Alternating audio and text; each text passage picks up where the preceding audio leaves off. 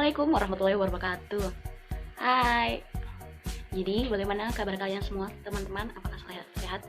Saya berharap semoga kita semua tetap dilindungi oleh Tuhan dan tetap memiliki kesehatan ya. Sebelum kita memasuki lesson hari ini, saya ingin bertanya, apa sih yang kalian tahu tentang Majapahit itu? Apakah Patih Gajah Mada? Atau Sumpah Palapa, atau Hayam Wuruk, atau apa lagi ya? Majapahit dikenal sebagai salah satu kerajaan Hindu-Buddha yang pada masa kejayaannya bisa menyatukan Nusantara. Namun, apa yang kalian ketahui tentang keruntuhan kerajaan Majapahit? Ya, benar. Pembelajaran kali ini memiliki topik tentang keruntuhan ibu kota kerajaan Majapahit. Sebelum memasuki pembahasan, saya terlebih dahulu akan menjelaskan perihal latar belakang, rumusan masalah, dan tujuan. Latar belakang memiliki beberapa poin, yaitu pada poin pertama, kajian kerajaan Majapahit keberadaannya banyak dicatat dalam berbagai kitab seperti Nagara Kertagama dan Pararaton. Poin kedua, keruntuhan kerajaan Majapahit disebabkan banyak faktor, yaitu konflik politik internal dan eksternal berupa alam. Kemudian, banyaknya sumber yang mengkaji keruntuhan Majapahit dari faktor politik dan kurangnya kajian pada aspek alam. Pembelajaran hari ini akan meninjau tentang keruntuhan Majapahit dari segi alam. Selanjutnya, pada rumusan masalah memiliki 3 poin, yaitu poin pertama, bagaimana kondisi geografis ibu kota kerajaan Majapahit. Kedua, bagaimana kondisi fisik persebaran situs-situs Majapahit di Trowulan. Ketiga, bagaimana kondisi geografis kelompok Gunung Arjuna, Welirang, dan Anjas-Moro, yang memiliki tujuan: 1. Untuk mengetahui kondisi geografis ibu kota kerajaan Majapahit. 2. Untuk mengetahui kondisi fisik persebaran situs-situs Majapahit di Trowulan. 3. Untuk mengetahui kondisi geografis komplek Gunung Arjuna, Welirang, dan Gunung Anjas-Moro. Jadi, dari latar belakang, rumusan masalah, dan tujuan, pembahasan kali ini kita akan bersama-sama belajar mengenai keruntuhan ibu kota Majapahit berdasarkan kejadian alam. Ini saya akan menjelaskan di bab 2-nya, yaitu kajian teori. Nah, untuk kajian teorinya sendiri kami memakai 3 teori. Yang pertama ada teori peradaban, di mana di sini teori peradaban dibagi menjadi beberapa poin. Yang pertama ada dimensi kebentukan, kemudian dimensi keruangan, dimensi struktural, dan dimensi waktu. Teori peradaban yang kami pakai untuk pisau analisis di sini menggunakan dimensi keruangan, di mana dimensi keruangan ini juga dibagi menjadi 3 poin. Yang pertama ada skala makro, kemudian ada skala semi makro, dan yang terakhir ada skala mikro. Untuk kajian yang kami pakai ini kami memakai skala mikro, di mana skala mikro di sini maksudnya adalah fokus pembahasan berada di ibu kota kerajaan Majapahit pada keruntuhan kerajaan ini. Kemudian untuk teori yang kedua yaitu teori lingkungan, yang di sini juga dibagi menjadi beberapa poin, yaitu determinisme lingkungan, posibilisme lingkungan, ekologi kebudayaan, model ekosistem, model aktor, dan model multisistem. Untuk pisau analisis yang kami pakai yaitu determinisme lingkungan, di mana maksudnya adalah pada determinisme lingkungan, pola pikir lingkungan fisik yang terdiri dari topografi, iklim atau cuaca, lokasi geografis dari penyebab keruntuhan kerajaan Majapahit. Kemudian untuk teori yang ketiga yaitu 7 unsur kebudayaan menurut Kuncoro Ningrat. Di sini ada 7, yaitu yang pertama teknologi, kemudian sistem mata pencarian hidup, organisasi sosial, religi, kesenian, sistem ilmu pengetahuan, dan bahasa. Untuk fokus yang kami pakai atau pisau analisis yang kami pakai yaitu teknologi, di mana maksud teknologi ini adalah teknologi berarti peninggalan-peninggalan dari kerajaan Majapahit yang nanti akan kita analisis penyebab dari keruntuhan ibu kota kerajaan. Selanjutnya kami akan menjelaskan di bab 3 yaitu paparan data. Nah, untuk paparan datanya sendiri di sini kami membagi menjadi 3 subbab. Yang pertama yaitu kondisi geografis ibu kota kerajaan Majapahit. Nah, yang pertama di sini kami menampilkan peta geografis Mojokerto. Jadi kenapa di sini ada peta Mojokerto pada kerajaan Majapahit? Karena di sini ada titik yang bernama Trowulan, yang nanti kita akan menjelaskan kenapa ada Trowulan pada slide selanjutnya. Kita fokus dulu pada peta geografis Mojokerto ini. Jadi untuk wilayah utaranya, peta Mojokerto di sini berbatasan langsung dengan Gresik. Kemudian pada wilayah timur ada Sidoarjo dan Pasuruan. Kemudian pada wilayah selatan ada Kota Batu dan Kabupaten Malang. Kemudian yang barat ada Jombang dan Kediri. Nah, untuk topografi dari Kabupaten Mojokerto sendiri ini, pada bagian selatan dapat kita lihat berjajar kelompok pegunungan. Yang pertama di sini ada Gunung Anjas-Moro, kemudian kompleks pegunungan Arjuna, dan di sini ada Penanggungan. Yang berarti dapat dilihat bahwa bagian selatan wilayah Mojokerto itu struktur tanahnya cenderung lebih tinggi. Nah, tadi sudah dijelaskan kan kondisi geografis dari Mojokerto, dan di situ ada titik trawulan. Jadi di sini peta selanjutnya yaitu membahas tentang peta geografis ibu kota Kerajaan Majapahit, dan di sini sudah ditampilkan titik merah ini adalah wilayah trawulan. Yang berarti titik merah ini sebagai ibu kota Kerajaan Majapahit yang sekarang kita kenal menjadi wilayah Trawulan. Nah, kenapa Trawulan? Karena di Trawulan banyak sekali situs-situs peninggalan dari Kerajaan Majapahit yang ada di sana. Kemudian yang kedua itu dijelaskan pada kitab paling terkenal di Kerajaan Majapahit yaitu Kakawinagara Kretagama, di mana pada buku 73 bait 3 baris 3 disebutkan tentang nama dari bangunan suci yang merupakan bangunan keluarga raja yaitu Antarasasi, yang kemudian oleh para ahli diidentifikasi sebagai Antrawulan yang sekarang menjadi wilayah Trawulan, seperti itu. Nah, untuk kita fokus pada peta ini, jadi peta ini menjelaskan keadaan alam di wilayah ibu kota. Yang pertama di sini dapat kita lihat yang tadi sudah dijelaskan, wilayah Mojokerto sangat berdekatan dengan kelompok pegunungan. Di sini wilayah Trawulan itu kita lihat secara jelas ya pada peta itu memang sangat dekat sekali dengan wilayah pegunungan. Nah, pasti banyak sekali yang bertanya kan, kenapa rata-rata kerajaan, terutama yang ibu kota sebuah kerajaan itu sangat dekat dengan wilayah pegunungan. Nah, di sini wilayah pegunungan itu dapat dikatakan memiliki sumber daya alam yang melimpah, kemudian tanah yang subur, yang sehingga bisa digunakan sebagai media tanam untuk komoditas-komoditas dagang dari kerajaan tersebut, seperti itu. Kemudian selain itu adanya konsep kosmologi Jawa, di mana gunung dipandang sebagai pusat kosmologis atau benda suci yang paling dekat dengan kayangan atau tempat para dewa tinggal, di mana mereka percaya bahwa dewa-dewa yang turun ke bumi itu melalui gunung-gunung ini, seperti itu. Nah, selain pegunungan, Trawulan juga sangat dekat dengan wilayah atau aliran sungai. Jadi pegunungan itu sendiri juga hulunya sebuah sungai. Salah satunya adalah Sungai Brantas yang sudah ditampilkan pada peta ini. Jadi di sini ini adalah hulu dari Sungai Brantas atau induk dari Sungai Brantasnya mengalir ke hilirnya yaitu laut. Kemudian dari anak Sungai Brantas yang mengalir dari hulu yaitu tadi kelompok pegunungan yang dekat dengan wilayah Trawulan sampai ke induk Sungai Brantas. Nah, setelah kita membahas tentang peta geografis ibu kota Kerajaan Majapahit, apakah mungkin dari keadaan alam yang ada di wilayah ibu kota dapat menjadi penyebab atau salah satu penyebab dari keruntuhan ibu kota Kerajaan Majapahit? Ya, nanti habis ini kita akan membahas tentang situs-situs yang mungkin juga bisa menjadi analisa kita tentang alam yang menjadi faktor. Kedua yaitu persebaran situs-situs Majapahit yang ada di Trawulan. Yang pertama yaitu Candi Tikus. Nah, Candi Tikus ini terletak di Duku Dinuk, Desa Temon, Kecamatan Trawulan. Alasan dinamakan tikus ini oleh warga sekitar bermula dengan banyaknya hama tikus yang mengganggu rumah-rumah di desa tersebut. Hal ini sangat merepotkan dan dilaporkan pada aparat keamanan saat itu. Dari situ akhirnya ditemukan sebuah gundukan. Dari gundukan itu digali dan ditemukan lagi bangunan dari batu bata yang tertimbun oleh tanah dan digunakan sebagai sarang tikus. Nah, diperkirakan pembangunan situs ini sekitar abad ke-13 sampai 14 Masehi jika dilihat dari miniatur menaranya. Untuk pemugarannya sendiri itu dimulai pada tahun 1984 sampai 1989. Nah, sudah ditampilkan Candi Tikus di tahun 1914 dan 1938. Di sini dapat dilihat perbedaannya sangat jelas sekali. Untuk 1914 itu awal ditemukan hanya puncak daripada Candi Tikus sendiri. Untuk kondisi Candi Tikus pada Maret 2020 sudah ditampilkan juga pada slide di sini.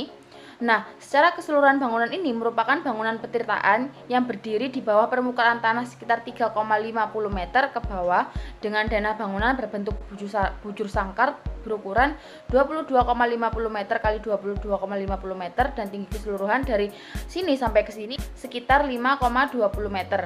Meskipun situs ini kenyataannya tidak ditemukan secara jelas sisa timbunan tanah, tapi dapat dilihat dari lokasi candi yang berada di kedalaman lebih rendah dibandingkan tanah sekitarnya. Jadi di sini dan di sini. Untuk mencapai ke Candi Tikus, kita harus melalui tangga di sebelah sini. Yang menjadi pertanyaannya, bagaimana candi sebesar ini dapat tertimbun tanah dengan sangat rapi? Kemudian untuk situs kedua yaitu pemukiman. Nah, situs ini berada di halaman selatan Pusat Informasi Mojopahit yang berlokasi di Desa Trowulan, Kecamatan Trowulan, Kabupaten Mojokerto. Untuk desain bangunan ini segi 4 dengan panjang 5,2 meter dan lebar 2,15 meter. Awal penemuan situs ini berada di kedalaman sekitar 50 cm di bawah permukaan tanah dan diselimuti oleh rerumputan. Identifikasi penemuan ini sebagai situs pemukiman berawal dari adanya tangga yang terdiri dari 3 undakan dengan panjang 90 cm, tinggi 25 cm, dan lebar 50 cm yang menempel pada sisi utara batur. Kemudian di dalam ini terdapat banyak sekali pecahan tembikar, genting, dan beberapa peralatan rumah tangga seperti gentong. Di sini ada sebuah fragmen gentong, lebih jelasnya di sini. Gentong di sini digunakan sebagai wadah air biasanya. Kemudian pada lantai bangunan tidak ditutupi oleh bata atau kemungkinan sudah hilang dengan hanya terdapat dilihat perkakas tanah atau lumpur yang telah bercampur dengan pecahan-pecahan tembikar dan bata. Jika dilihat dari awal penemuan situs ini, mungkin ada sebuah banjir atau mungkin bencana alam yang memang benar-benar memendam situs ini sampai ke kedalaman sekitar 50 cm. Tapi apakah bencana alam yang telah terjadi di ibu kota kerajaan Majapahit? Sebelum kita membahas tentang bencana alam apa yang telah melanda ibu kota, kita bahas dulu situs yang ketiga yaitu kanal atau parit. Nah, sebelum kita membahas kanal atau parit ini, kita harus membahas wilayah seperti apa Trowulan itu. Nah, untuk wilayah Trowulan sendiri itu memiliki iklim AW dari klasifikasi Köppen, di mana daerahnya memiliki musim kemarau yang lebih panjang dari jumlah musim penghujan. Yang otomatis dari kondisi inilah terdapat kemungkinan Majapahit membangun pengairan seperti segaran dan saluran-saluran buatan seperti kanal sebagai tandon air saat musim pengering tiba. Jika dilihat dari peta, kanal ini saling berkaitan dengan sungai ini dari kuning ke aliran sungai yang berwarna biru. Penggambaran peta ini dihasilkan dari dokumentasi yang ada di Candi Kedaton dan Pusat Informasi Majapahit. Di sini juga ada gambar perkiraan kanal purba di sini yang berada di tempat penggalian, atau bisa dibilang ini tidak jauh dari situs Kumitir. Untuk awal ditemukan kanal ini berawal dari hasil interpretasi foto udara oleh Bako Surtarnal tahun 1980-an. Dari hasil interpretasi foto udara, terdapat indikasi adanya jaringan kanal di situs Trowulan dari anomali rona yang diduga sebagai jaringan air yang sudah terpendam tanah. Yang menjadi pertanyaannya, karena kanal-kanal ini yang sangat besar dan tersebar di ibu kota kerajaan Majapahit dapat tertimbun tanah, dan sekarang sangat sulit untuk menemukan jaringan kanal ini dapat dilihat oleh mata. Kemungkinan ada suatu bencana alam yang ikut serta dalam keruntuhan ibu kota kerajaan. Baik, selanjutnya kita akan membahas mengenai situs Candi Gentong. Sebelumnya, sudah adakah yang pernah berkunjung ke sana atau mungkin mengetahui informasi terkait situs ini?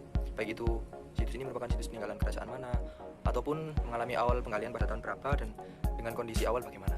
Nah, untuk itu pada sesi kali ini kita akan membahas mengenai situs ini. Oke. Jadi situs Candi Gentong ini merupakan salah satu situs peninggalan kerajaan Majapahit yang mengalami awal penggalian sekitar tahun 1994 hingga 1998. Dan situs ini memiliki dua bangunan situs. Situs pertama dinamai situs Candi Gentong 1 dan yang kedua dinamai situs Candi Gentong 2. Nah, untuk bentuk dari situs Candi Gentong 1 dan 2 ini sama-sama memiliki bentuk layaknya persegi. Dengan ukuran Candi Gentong 1 memiliki ukuran 7,10 meter kali 7,10 meter dan Candi Gentong 2 berukuran 18,5 meter kali 18,5 meter dengan tinggi bangunan candi mencapai 2,45 meter. Nah, di situs Candi Gentong ini juga ada sesuatu hal yang menarik untuk dibahas dan diteliti. Tahukah teman-teman terkait salah satu penyebab tertimbunnya situs ini merupakan dampak dari hasil letusan gunung api. Dan hal uniknya bahwa di situs Candi Gentong ini masih terdapat sisa-sisa lumpur yang menjadi sumber penyebab tertimbunnya situs ini. Jadi menurut data hasil observasi yang dilakukan pada tanggal 3 Maret 2020 lalu, kelompok mendapati bahwa terdapat sisa-sisa lumpur yang masih menempel dengan ketebalan ketinggian mencapai 0,5 meter, sehingga jika dilakukan pengukuran mulai dari bawah hingga ke atas keseluruhan tinggi bangunan situs mencapai angka 2,95 meter. Nah, setelah kita membahas mengenai situs Candi Gentong, selanjutnya kita akan membahas mengenai situs Kolam Sekaran. Nah, tahukah teman-teman bahwa situs Kolam Sekaran ini merupakan salah satu dari 32 waduk kuno peninggalan Kerajaan Majapahit yang ditemukan pada tahun 1926 oleh Insinyur Henry McClellan. Nah, menurut data observasi yang dilakukan oleh kelompok, didapati bahwa dulu saat pertama kali ditemukan, kondisi dari situs Kolam Sekaran ini tertimbun oleh tanah atau terkubur. Hal ini juga didukung oleh penelitian yang dilakukan oleh Sartono dan Pandono pada tahun 1988 yang menyimpulkan bahwa kolam ini ditutupi oleh lapisan pasir atau tufa. Nah, selain itu, ada juga hal menarik bahwa situs ini juga mengalami cukup lama pemugaran atau perbaikan. Tahukah teman-teman berapa lamakah kira-kira situs ini mengalami pemugaran? Nah, ayo. Ya, benar sekali bahwa situs ini mengalami pemugaran selama kurang lebih 10 tahun. Mulai dari tahun 1966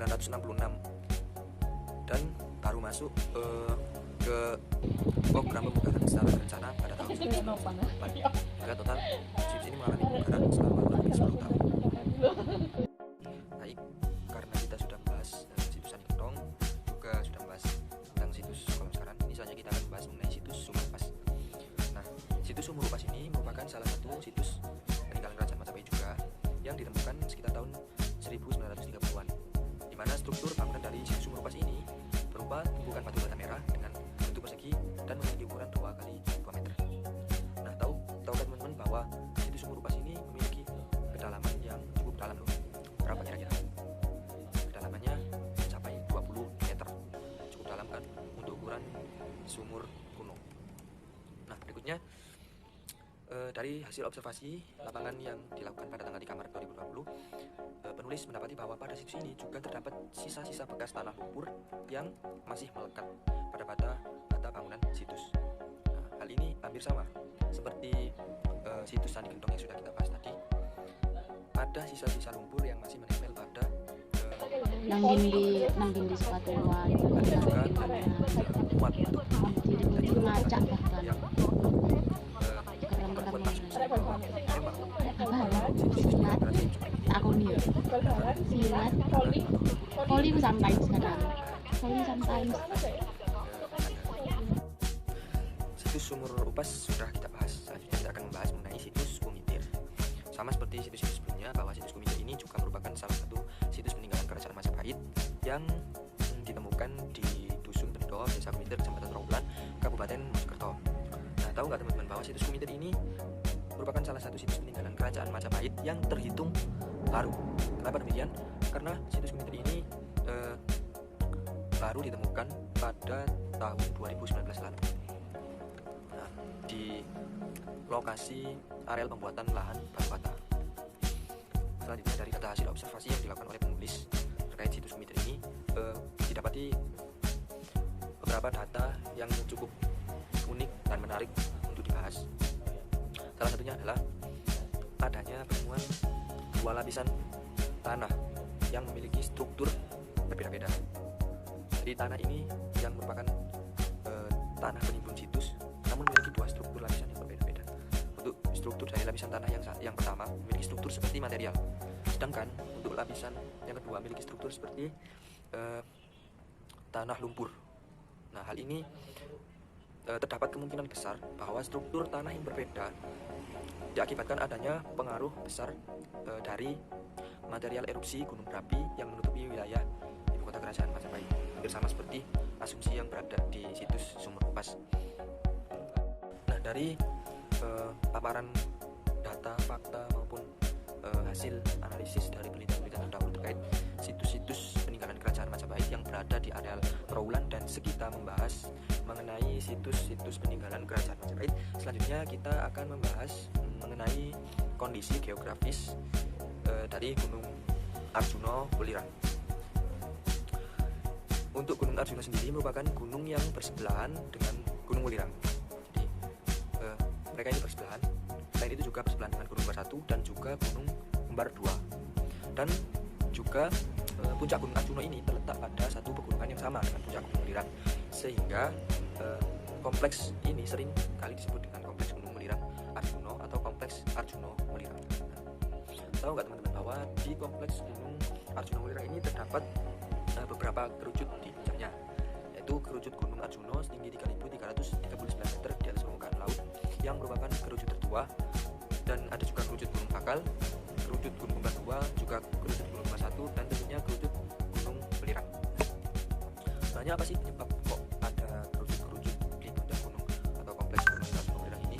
Jadi kerucut-kerucut tersebut terbentuk akibat perpindahan titik erupsi yang membentuk kelurusan berarah tenggara barat laut dan dikontrol oleh sesar normal. Selain kerucut-kerucut tersebut juga ada kerucut yang lain, dinamik kerucut parasit, yang merupakan hasil dari letusan samping pada tubuh kompleks Gunung Arjuna Welirang. Nah, kerucut parasit itu ada kerucut Gunung Ringgit, juga ada kerucut Gunung Budak dan Gunung Budak. Selain itu juga ada kerucut lainnya, yaitu Gunung Wadon dan Gunung Perinci yang terdapat pada tubuh bagian timur. Selanjutnya, ini adalah catatan dari aktivitas Gunung Arjuna Welirang. Gunung Arjuna Welirang tercatat 2 kali meletus pada tahun 1950 dan 1952. Pada tahun 1950, pusat erupsi berada di bagian barat laut Gunung Welirang. Kemudian aktivitasnya berupa letusan gunung vulkanik pada ketinggian antara 2.500 hingga 2.700 meter di atas permukaan laut. Dan produk letusannya berupa 2 tahun kemudian pada tahun 1952 terjadi letusan lagi yang berpusat erupsinya berada di kawah Pelupu, yaitu di bagian barat laut dari puncak, dengan aktivitas letusannya berupa hembusan asap putih tebal dan lumpur belerang berwarna putih kekuningan yang penyebarannya mencapai beberapa ratus meter, dengan produk letusannya berupa lumpur. Gunung Welirang memiliki beberapa daerah potensi letusan dari gunung tersebut. Daerah tersebut terbagi menjadi 3 zona, yaitu zona ketiga merupakan zona terdekat dari pusat letusan. Zona ketiga mengarah ke barat, barat laut, utara, dan timur laut lereng sesuai dengan kondisi morfologi, menuruni lembah sungai yang ada, dengan jarak radius 200 meter hingga radius 3 km dari pusat erupsi, yang memiliki dengan jenis berupa aliran massa dan material jatuhan, dengan potensi produknya berupa awan panas, aliran lava, dan gas beracun, serta lontaran batu berdiameter 10 cm, hujan lumpur, dan hujan abu-abu. Kemudian pada zona kedua, daerah ini mengarah ke bagian barat, barat laut, utara, dan timur laut dengan jarak terjauh sekitar 8 km dari sumber erupsi di Gunung Api Welirang ini, dengan jenis aliran massa dan potensi produknya berupa landasan awan panas dan aliran lava. Kemudian zona terjauh yaitu zona 1. Kawasan ini berada di lereng bawah bagian barat laut, utara, timur sepanjang aliran sungai Kromong dan Ceplung di lereng barat laut, Gembalu di lereng utara, dan Lundung Balenong di lereng timur, serta memiliki radius 8 km dari pusat erupsi, dengan jenis berupa aliran massa dan material jatuhan, yang memiliki potensi produk berupa lahar hujan atau lahar dingin dan perluasan awan panas, serta lontaran batu pijar dengan diameter 2 cm dan hujan abu. Selanjutnya ini kita bisa lihat sama-sama, yaitu adanya peta area kawasan rawan bencana dan aliran lahar dingin dari Gunung Arjuna Welirang. Bisa dilihat di sebelah sini, ini merupakan area ketiga, yaitu area terdampak paling besar. Di sini bisa kita lihat bersama-sama, ini merupakan daerah zona ketiga, yaitu kawasan paling terdampak dari letusan Gunung Welirang. Dan kemudian zona kedua yaitu zona yang dengan memiliki radius sekitaran 8 km, dan zona terakhir ini adalah zona 1 yang memiliki tingkat rawan yang paling kecil. Bisa kita lihat di sini adanya aliran sungai yang turun melalui lereng-lereng gunung. Aliran sungai terutama ini yang di barat laut ini, jika kita telisik zoom out lebih luas lagi, aliran sungai ini akan tiba hingga melalui hingga ke Trowulan. Selanjutnya yaitu Gunung Anjas Moro. Gunung Anjas Moro merupakan salah satu gunung yang tergabung dalam satu punggung pegunungan yang sama dengan Gunung Arjuna Welirang. Gunung Anjas Moro ini merupakan gunung api ganda yang telah banyak tersayat oleh lembah-lembah terjal. Lembah terjal tersebut diduga dikarenakan letusan Gunung Api Anjas Moro sendiri. letusan gunung tersebut terjadi pada masa lalu. Kemudian ada satu lagi hal unik yang dimiliki oleh Gunung Anjas Moro, yaitu Gunung Anjas Moro ini memiliki kipas aluvial. Kita simak bersama-sama video penjelasan tentang pembentukan kipas aluvial. Dari video di samping bisa kita lihat bahwa kipas aluvial terbentuk akibat adanya aliran air yang membawa material letusan melalui lembah yang kemudian terjadi sedimentasi di sekitar daerah aliran sehingga membentuk dataran kipas. Biasanya kipas aluvial ini terbentuk di sekitaran daerah kaki gunung api. Kipas aluvial Gunung Anjas Moro ini mengarah ke ibu kota kerajaan Majapahit, yaitu Trowulan. Kipas tersebut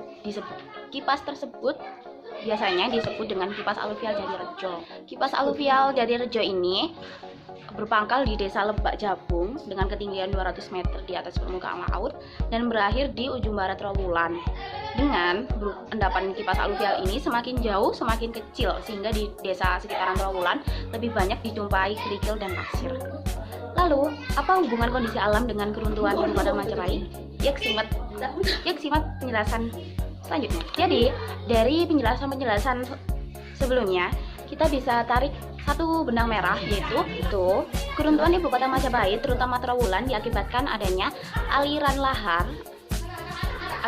yang tumpah ke daerah sekitaran Trowulan dan membentuk sedimentasi sehingga mengubur ibu kota Majapahit hingga ke bawah tanah. Bisa kita lihat di peta ini adalah peta kipas aluvial dari Gunung Anjas Moro. Seperti yang saya jelaskan tadi, ini merupakan ujung dari kipas aluvial. Ujungnya ini berada persis di sekitaran Trowulan. Dan persebaran peninggalan ini sangat dekat dengan kipas aluvial. Oleh karena itu, bisa kita tarik kesimpulan benang merah bahwa dahulu terjadi letusan gunung api dari Anjas Moro ini yang kemudian aliran laharnya itu tumpah di sekitaran Trowulan ini dan mengubur ibu kota Majapahit, dan terjadi sedimentasi karena adanya aliran pengering berupa sungai-sungai yang berada di sekitaran Trowulan. Bukti dari adanya sedimentasi material lahar dingin yaitu bisa kita lihat di kondisi tanah di sekitaran situs Kumitir. Bisa kita lihat ini di gambar ini ada perbedaan jenis tanah. Tanah bagian bawah ini merupakan tanah merah asli dari tanah sekitaran tersebut. Kemudian di atasnya ini merupakan tanah pasir dengan ketebalan 80 cm. Apabila kita selidiki, tanah pasir ini memiliki material dan endapan unsur vulkanik yang mana yaitu hasil dari letusan Gunung Anjas Moro. Kemudian dari Gunung Arjuna Ulirang, Gunung Ulirang ini memiliki aliran piroklastik yang menuruni lereng-lereng gunung yang kemudian diangkut oleh sungai sehingga tiba ke sekitaran daerah Trowulan ini. Kemudian peristiwa bencana alam berupa letusan gunung api juga tercatat dalam sebuah sengkalan dengan bunyi Sirno Ilang Kertaning Bumi. Sengkalan tersebut menandai akhir dari kekuasaan Majapahit. Apa sih makna di balik Sirno Ilang Kertaning Bumi? Musnah hilang kejayaan di bumi. Apa itu musnah hilang kejayaan di bumi? Itu merupakan salah satu cara penanggalan Jawa, merupakan penulisan tahun dari penanggalan Jawa. Bacanya itu dari belakang ke depan. Jadi Sirno itu 0, Ilang itu 0, Kertaning itu 4, dan bumi itu 1. Jadi kalau kita baca pada zaman sekarang itu menjadi 1400 Saka. Kemudian ada lagi peristiwa gunung api yang tercatat pada masa itu yaitu Gunung Pawatu Gunung. Gunung Pawatu Gunung ini terjadi pada tahun 1403 Saka, yang mana terpaut hanya 3 tahun dari peristiwa Sirno Ilang Kertaning Bumi. Bisa kita lihat keruntuhan Majapahit ini ada hubungannya dengan aktivitas gunung api, karena pada kitab-kitab negara Kartosama dan Karaton juga tercatat adanya peristiwa gunung api. Dan jika kita lihat di lapangan itu memang terbukti bahwa hampir semua peninggalan Majapahit yang terletak di Trowulan itu berada dan terkubur di bawah tanah. Jadi apakah nilai yang bisa kita ambil dari pelajaran hari ini? Nilai yang bisa kita ambil adalah alam memiliki peran besar terhadap kehidupan kita sebagai manusia. Karena kita sebagai manusia itu hidup berdampingan dengan alam. Kita bergantung kepada siklus alam. Dan kita sebagai masyarakat sendiri, kita juga harus wajib mempelajari bagaimana karakteristik alam tersebut, dan apabila mungkin kelak di suatu hari terjadi bencana alam, kita bisa mengantisipasi dengan lebih cekatan dan lebih tepat, sehingga mengurangi jumlah korban akibat bencana alam. Sekian, apabila ada salah kata, kami dari kelompok 12 mohon maaf dan undur diri. Wassalamualaikum warahmatullahi wabarakatuh. See you next time.